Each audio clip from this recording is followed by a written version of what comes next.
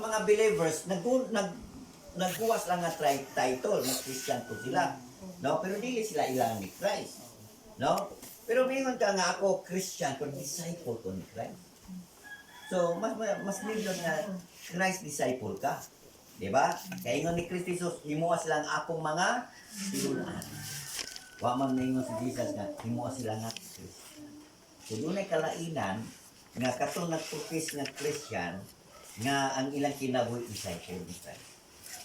Doon ay mga nag-angkon nga Christian pero ang ilang kinabuhi dili sila disciple. Okay? Kung doon na may kwarta nga fake,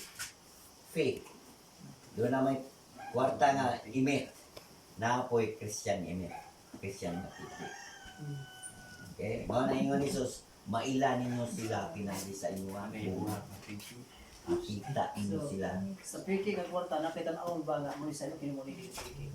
Sa Christians po ang sign po nga na spirit sa kasing-kasing. Di ba maso? Timaan. Doon ay kalainan, timaan.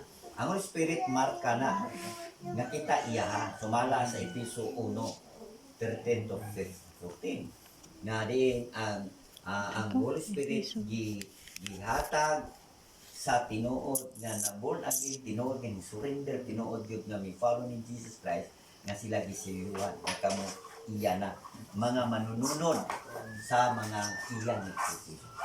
Next. So, ang pagka-Christian, ang pagka-disciple ni Christ, dili ni siya nga buhat nga sensayon. Okay? Nga naman, diri ang atong pakig-away. Batok sa evil and good.